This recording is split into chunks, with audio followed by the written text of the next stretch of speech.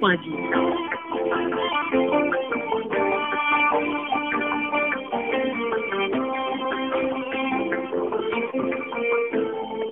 Assalamualaikum warahmatullahi wabarakatuh. Selamat pagi pendengar, selamat berjumpa kembali bersama kami Radio Republik Indonesia, program 1 jam di Kanal Inspirasi. Kita bersama untuk dialog interaktif religi pagi hari ini. Dan seperti biasa, untuk Anda yang mau bergabung nanti di 074163482 atau di pesan singkat kita di 081387440674. Dan alhamdulillahirrahmanirrahim pendengar, kami sudah tersambung dengan narasumber kita di pagi hari ini. Ada Pak Ustadz Haji Miftahul Huda MPDI untuk kebersamaan kita dalam dialog interaktif religi pagi. Assalamualaikum warahmatullahi wabarakatuh Pak Ustadz. Waalaikumsalam warahmatullahi wabarakatuh. Sehat Pak Ustadz? Alhamdulillah, agak batuk dikit. Agak batuk sedikit. Senang bisa dengar suara Pak Ustadz. Iya. Keberkahan ini ya Pak Ustadz ya? Iya. Oke. Baik Pak Ustadz, di kebersamaan kita di hari ini akan mengangkat topik terkait pengertian dan makna kufur Pak Ustadz. Iya betul. Oke. Baik pendengar kaum muslimin, langsung saja kita dengarkan paparan singkat dari Pak Ustadz Miftahul Huda MPDI untuk topik kita pengertian dan makna kufur. Silakan Pak Ustadz. Assalamualaikum warahmatullahi wabarakatuh. Alhamdulillahirabbil alamin wa bihi nasta'in wa ala umuri dunya waddin. Wassalatu wassalamu ala sayyidil anbiya'i wal mursalin wa ala alihi wa ashabihi ajma'in. Rabbi shrah li sadri wa yassir li amri wahlul 'uqdatam min lisani yafqahu qawli. Wa qala Allah ta'ala fi kitabil karim, a'udzu billahi minasyaitonir rajim, bismillahirrahmanirrahim. Wa idz adzana rabbukum la in syakartum la azidannakum wa la in kafartum inna azabi lasyadid. Sadaqallah wa sadaqa Rasulullah. Pendengar RRI yang dirahmati Allah, kali ini kita mengangkat tema yaitu kufur. Apa itu arti kufur? Kufur itu adalah bahasa Arab. Asalnya adalah kufrun. Itu merupakan isim masdar itu.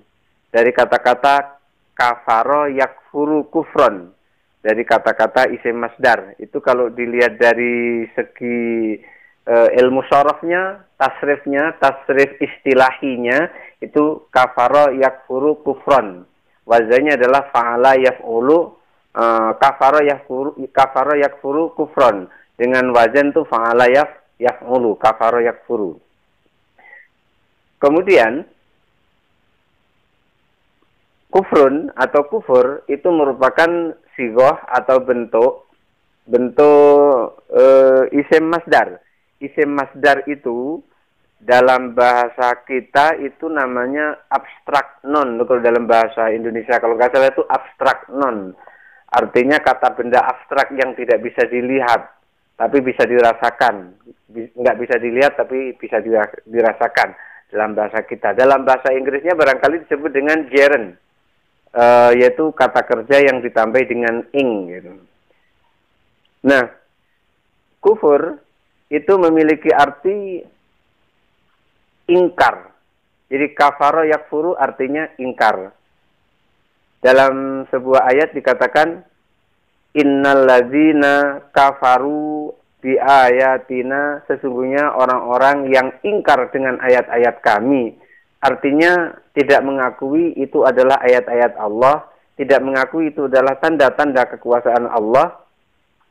Lahum azabun syadid, maka buat mereka adalah siksa yang sangat pedih. Maka orang-orang yang mengingkari ayat-ayat Allah itu mereka akan mendapat siksa yang pedih. Itu arti daripada kufur. Kemudian dikaitkan lagi dengan nikmat, orang biasa nyebut dengan kufur nikmat. Kufur nikmat itu artinya mengingkari nikmat. Dikasih nikmat, dia tidak peduli dengan nikmat itu. Artinya dia tidak mau berterima kasih kepada orang yang memberikan nikmat. Bagaimana cara mengucapkan terima kasih kepada orang yang memberikan nikmat? Sekurang-kurangnya dia mengucapkan puji-pujian kepada kepada zat yang memberikan nikmat. Di antaranya misalnya dia dapat rezeki atau dapat kesehatan atau sembuh dari sakit, kemudian dia mengucapkan alhamdulillah, segala puji bagi Allah. Tidak ada yang berhak untuk dipuji kecuali Allah. Itu yang melalui lisan. Lalu bagaimana tanda-tanda kita ini tidak kufur nikmat? Di antaranya adalah mengesahkan Allah. Bagaimana mengesahkan Allah itu? Mengesahkan Allah itu ya menyembah kepada Allah. Tidak ada Tuhan yang berhak disembah kecuali Allah.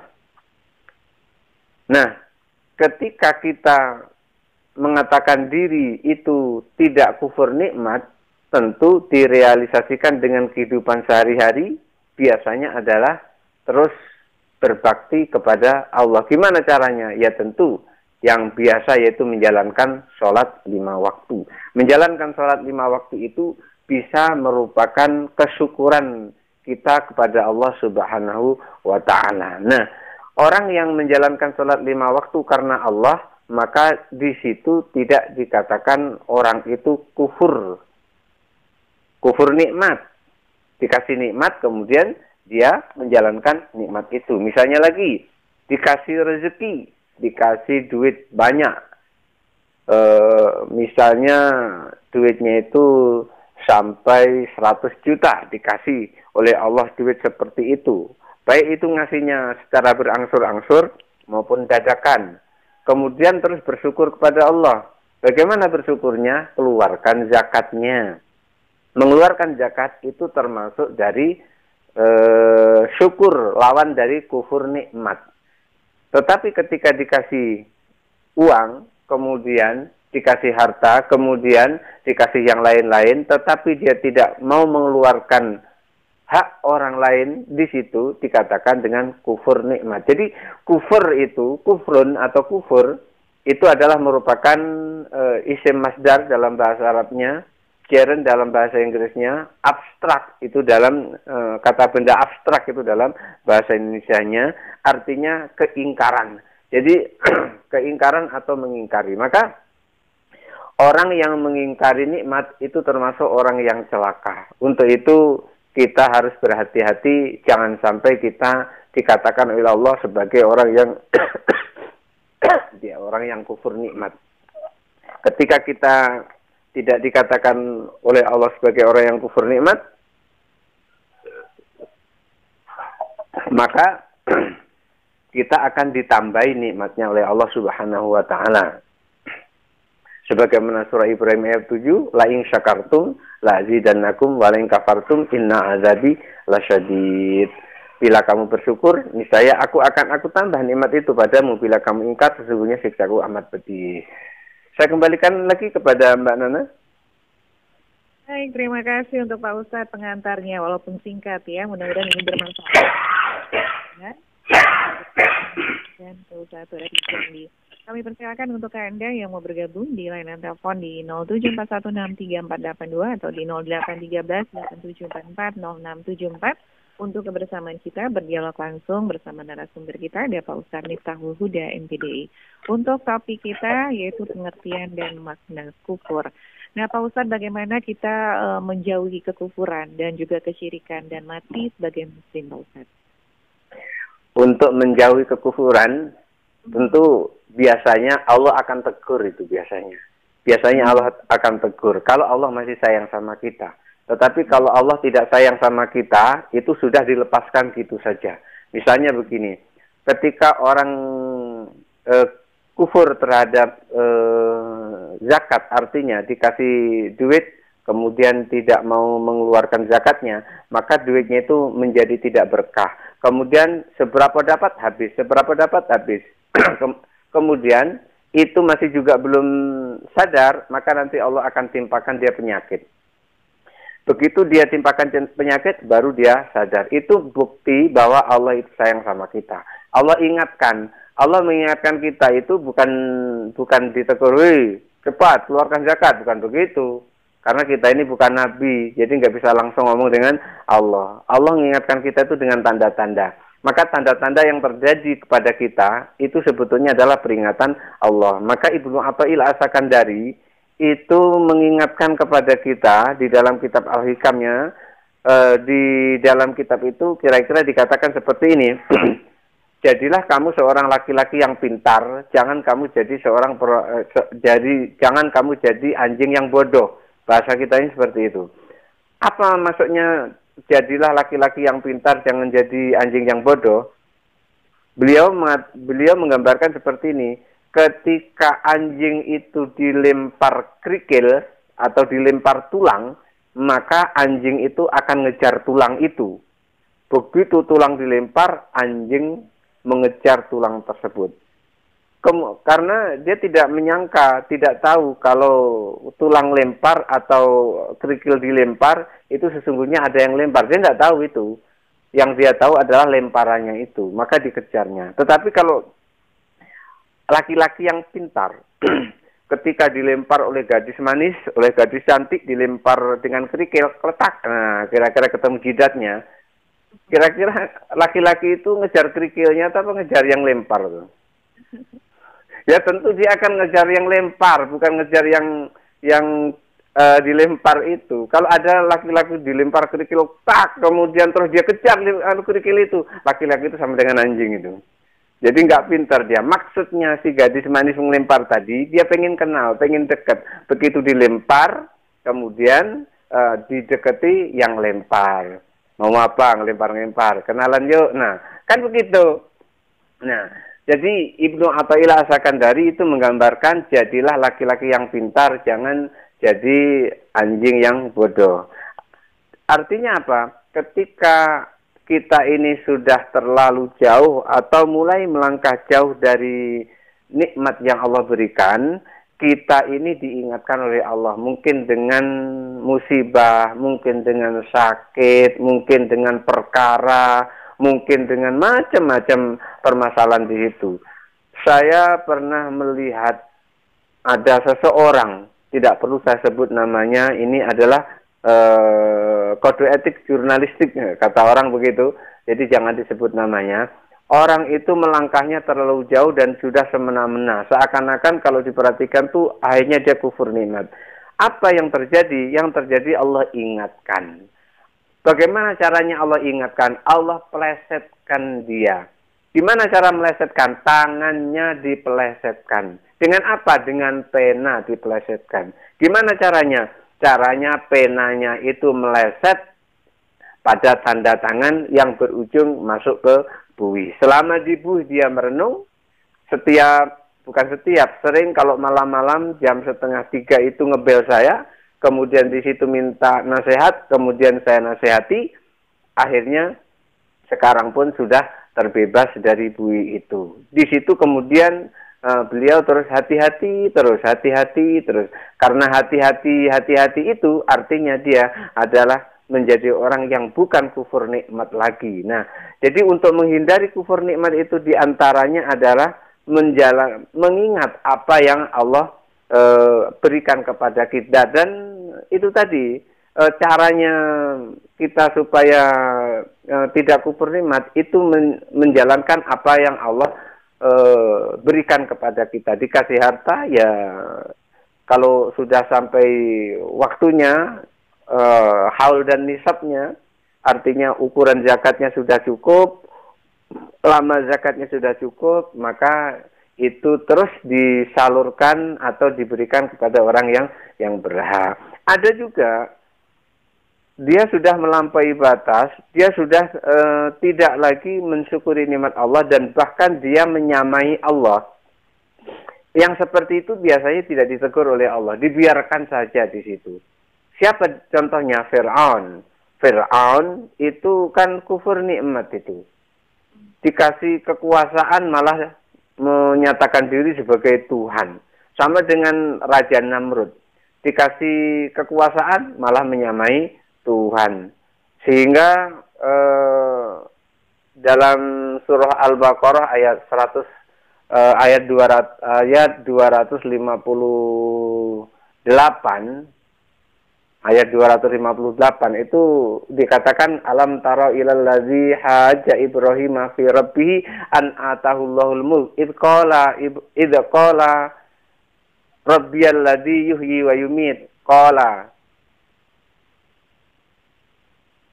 inni uhyi wa umit.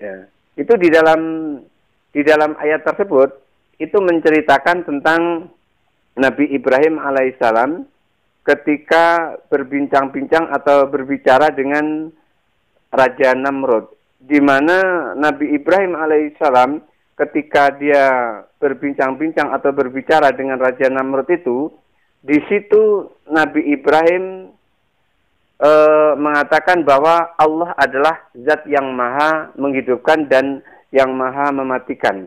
Kemudian apa yang terjadi? Yang terjadi pada saat Nabi Ibrahim alaihissalam itu mengatakan Allah yang maha menghidupkan dan Allah yang maha mematikan, kemudian Raja Namrud juga mengatakan apa yang dikatakan qala ana uhyi wa umit. Raja Namrud mengatakan aku juga bisa menghidupkan, aku juga bisa mematikan. Lalu dibantah lagi oleh Nabi Ibrahim, qala Ibrahimu fa innallaha ya'ti bisyamsi minal masyriqi fa'ti minal maghrib. Nabi Ibrahim mengatakan Allah itu bisa mendatangkan matahari dari timur. Maka kalau kamu bisa datangkan matahari dari barat, fabuhital ladzi kafar. Dia kemudian terdiam, tidak bisa ngomong apa-apa.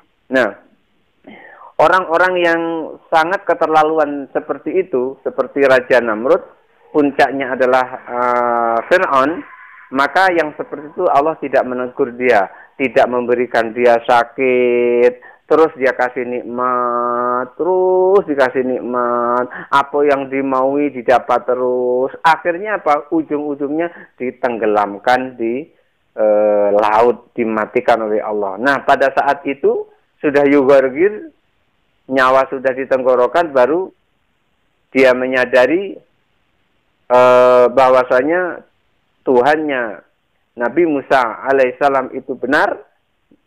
Pada saat itu sudah tidak bermanfaat lagi. Maka untuk menghindari kita dari kekafiran itu, kita mengingat apa yang Allah berikan kepada kita. Apa yang Allah berikan kepada kita itu kemudian kita manfaatkan sesuai dengan yang Allah mau. Kalau itu adalah harta benda, maka diantaranya mengeluarkan zakatnya. Kalau di situ adalah umur yang panjang, maka dipakai untuk beriman dan beramal soleh. Dipakai untuk menjalankan perintah Allah. Oleh karena itu, menjalankan perintah Allah ini pun ada tiga tingkatan. Tingkat pertama itu namanya ikhlasul ubad. Menjalankan perintah Allah ikhlas karena dia seorang hamba. Gimana seorang hamba? Seorang hamba itu biasanya ingin sesuatu kepada Tuhannya. Jadi dia sholat karena dia ingin surga. Dia sholat karena dia takut neraka. Dia puasa karena dia ingin surga. Dia puasa karena dia takut pada neraka. Dia haji karena dia ingin surga. Karena apa? Al-hajjul mabrur laisa lahul jaza ilal jannah. Haji mabrur tidak ada balasan yang pantas kecuali surga. Jadi naik haji karena ingin surga. Naik haji karena takut pada neraka. Begitu seterusnya. Ada yang seperti itu. Nah, itu namanya ikhlasul ubad. Ada lagi ikhlasul muhibbin. Orang yang menjalankan perintah Allah bukan takut kepada neraka, bukan takut kepada surga, bukan minta pada surga, dan bukan takut kepada neraka. Menjalankan perintah Allah karena dia mengagungkan Allah. Bagaimana dia mau meminta kepada Allah? Dia malu. Kenapa? Semua sudah dikasih kok masih minta-minta lagi. Nah, itu tingkatan orang ikhlasul ubad, ikhlasul muhibbin. Kemudian yang ketiga itu namanya ikhlasul arifin. Ikhlasnya orang-orang arif, diantaranya adalah ikhlasnya orang-orang seperti anbiya. Orang-orang yang seperti itu dia melakukan apa yang disebut dengan syukur atau lawan dari kufur nikmat. Itu lebih dari ikhlasul ubad, lebih dari ikhlasul muhibbin. Karena apa? Karena ikhlasul ubad tadi, ikhlasnya seorang hamba yang biasa seperti kita, itu andaikan tidak ada perintah sholat, maka dia tidak akan sholat.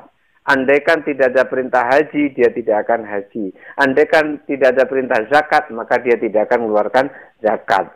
Jadi mengeluarkan itu karena perintah. Karena perintah itulah yang mengikat dia. Dan itu pun karena ditambah dengan takut kepada Allah. Takutnya apa? Takutnya kepada neraka Allah, kemudian mintanya adalah surga Allah. Tetapi orang-orang yang disebut dengan ikhlasul arifin itu melaksanakan itu hanya semata-mata karena perintah. Allah perintah, ya dia lakukan. Allah larang, ya dia tinggalkan. Jadi bukan karena takut kepada neraka Allah, bukan karena minta surga Allah. Yang dicari adalah ridhonya Allah Subhanahu wa Ta'ala. Jadi banyak sekali Mbak Nana untuk mengetahui, untuk trik-trik bagaimana caranya supaya kita terhindar dari kufur nikmat itu. Banyak sekali. Baik. Terima kasih Pak Ustadz penjelasannya. Silakan untuk Anda pendengar yang mau bergabung di 074163482 untuk kebersamaan kita dalam dialog interaktif religi pagi untuk edisi hari ini ya. Terutama untuk Anda yang baru saja melepaskan frekuensi Anda di FM 88,5 MHz.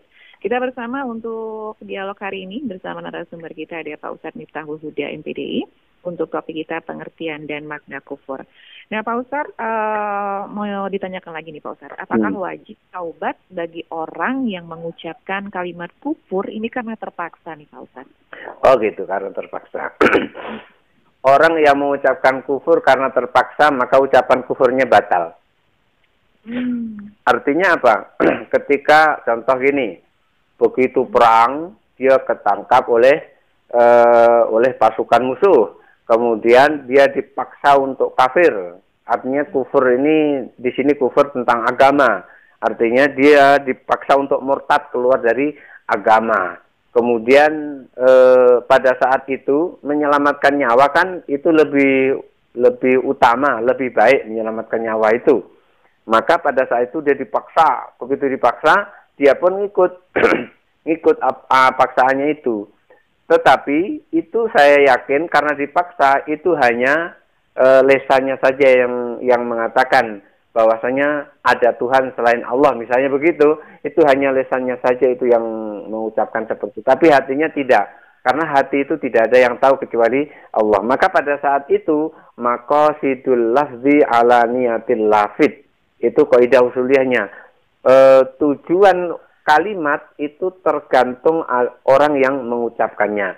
1000 kali dia mengatakan ada Tuhan selain Allah, ada Tuhan selain Allah, tapi hatinya dia mengatakan tidak ada Tuhan selain Allah, maka hatinya itu yang didengar oleh Allah, bukan lisannya.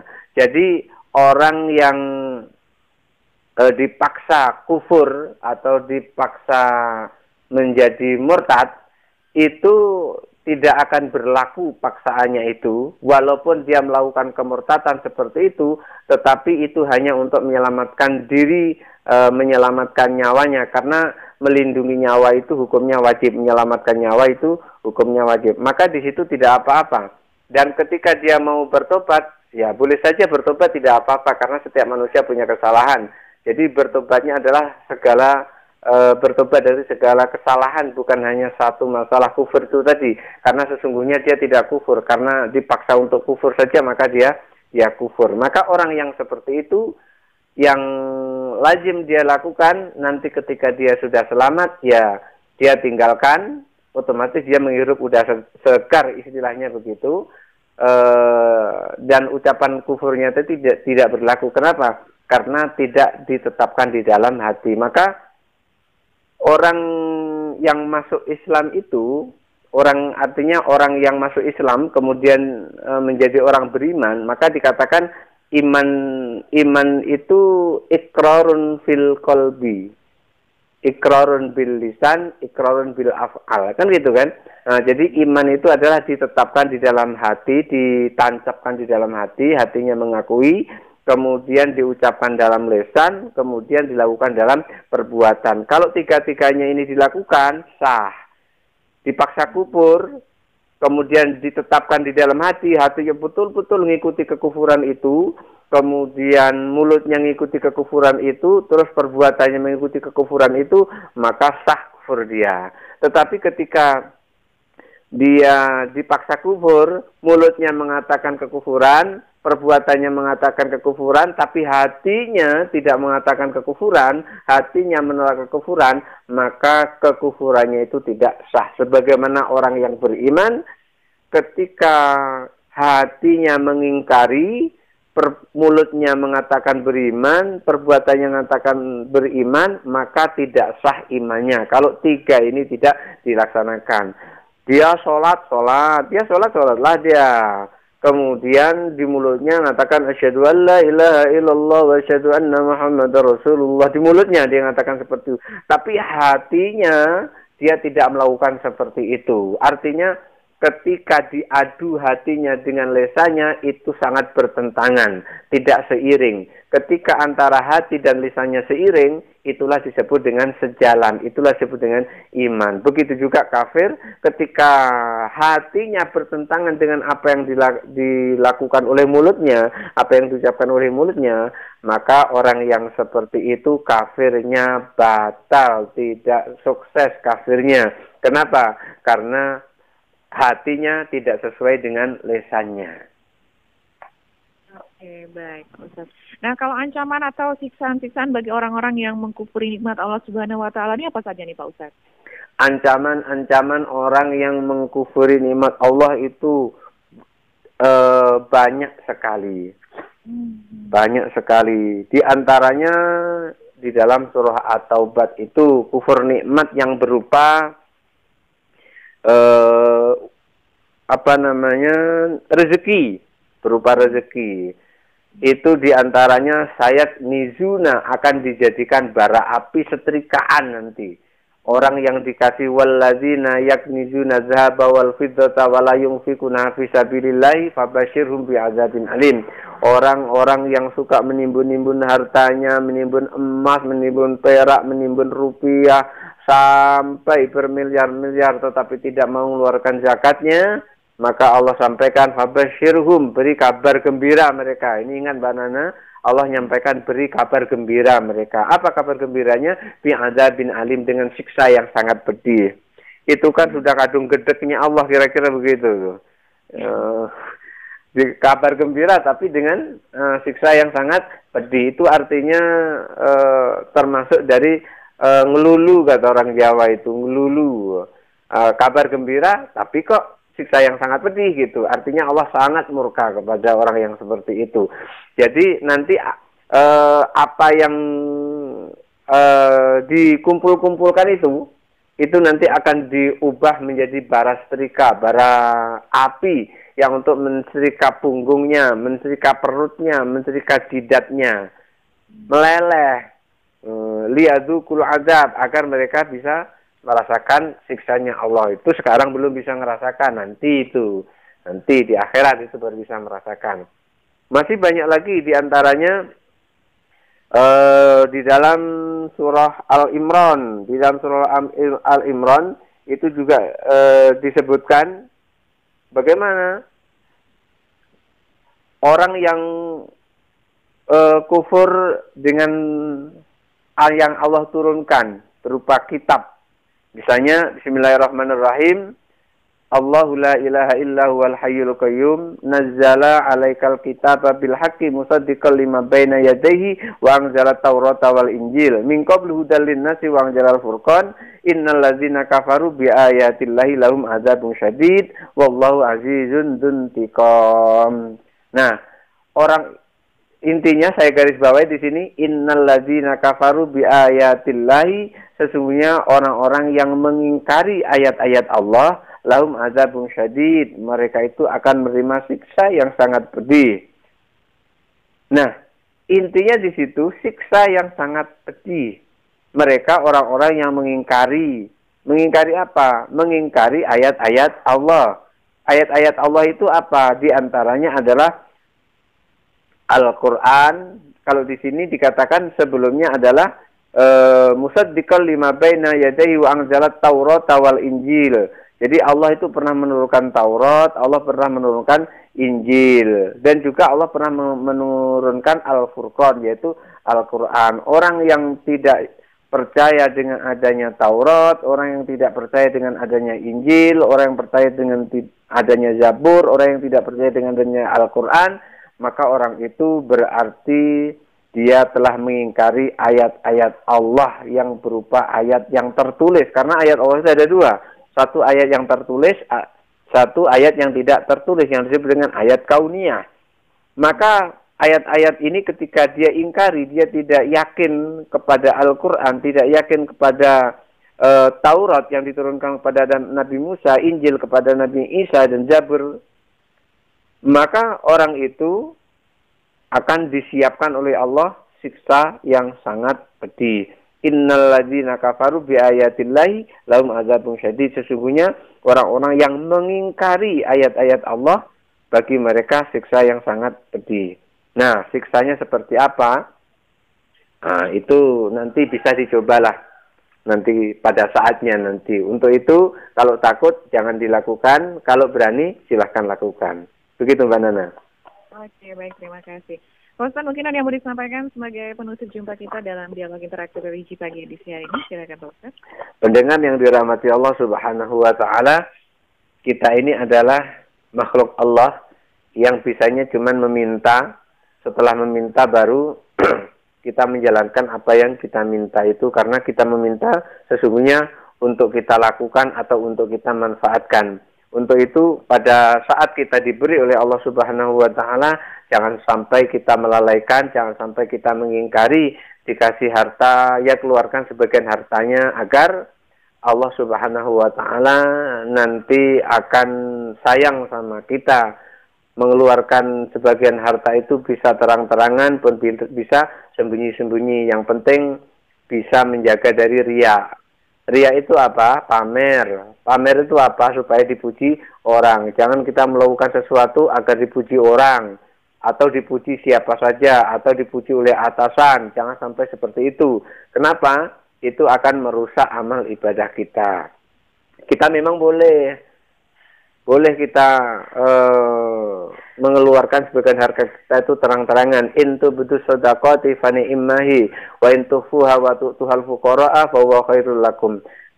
Kita memberikan sesuatu atau kita mengeluarkan sesuatu, bukti syukur kita kepada Allah dengan terang-terangan boleh, seperti yang dilakukan oleh Umar bin Khattab.